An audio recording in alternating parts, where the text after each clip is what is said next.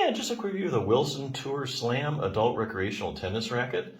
So this is a great racket, I think, for the beginning tennis player. One reason is because it's got this oversized 110 square inch head to give you a nice margin of error. So let's face it, it's just down to geometry. The bigger the size is of the head, better chances you are of actually hitting the ball.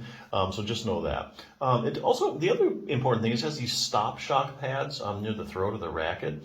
So that does a couple things. It helps reduce vibration, and that in turn I think provides you some extra comfort for your arm when you're swinging. So as you hit the ball, you're going to get vibration down the racket, and then it'll travel up your arm. So the less vibration gets to your wrist, your elbow, and your shoulder, the less chance you are of having any kind of injuries. That's really important. Last thing to know is the grip size is 4.5 inches, so know that. So if you do play a lot of tennis, tennis players are notorious for having shoulder problems and rotator cuff tears. So I want to bring up one other quick resource, the 6-minute torn rotator cuff solution for seniors. It says for seniors, but I mean, the program is pretty solid. Even high-level athletes can use it. The rotator cuff is the main stabilizer of your shoulder. Now, the shoulder is a very shallow ball and socket joint, and it depends heavily on the muscles to support it. Not like the hip. Your hip is a ball and socket joint, but it's a deep ball and socket. So it doesn't rely as much as the muscles to keep everything in place. Shoulder's totally different. And mainly it's the job of the rotator cuff to keep everything in place. The ball adheres tightly to the socket. So it just goes over like, a little bit of anatomy. But this is a great question and answer point. If you have kind of a rotator cuff tear, what are the symptoms of a rotator cuff tear? Are there any arm maneuvers that might indicate I have a rotator cuff tear? What imaging tests are used to diagnose a tear? Where does it tear at? Goes over other things like, are there different kinds of tears?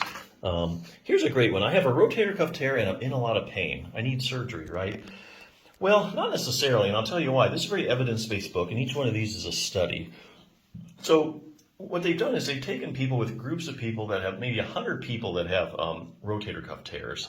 And what they do is they measure the size of the tear, and then they also do a pain scale.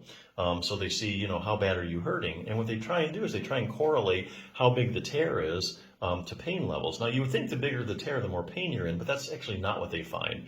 They actually find lots of people with big tears that have very little pain, and actually people with small tears that are in a lot of pain. And then there's the fact that some people even have a rotator cuff tear that are walking around that have no pain. So basically, there's not a lot of correlation between your tear size and your pain level, so you don't want to jump into surgery just based upon your pain.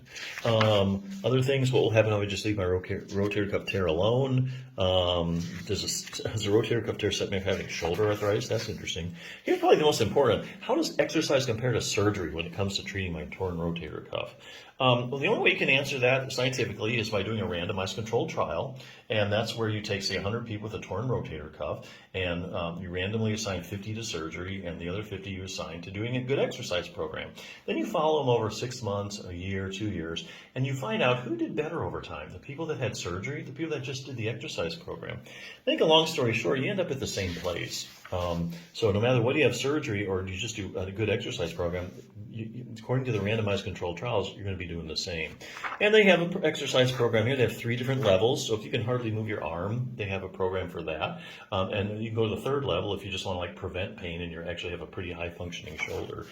So yeah, a lot you can do with a rotator cuff tear besides surgery. But yeah, if you're looking for a good recreational tennis racket, I think this is a good one. So check it out.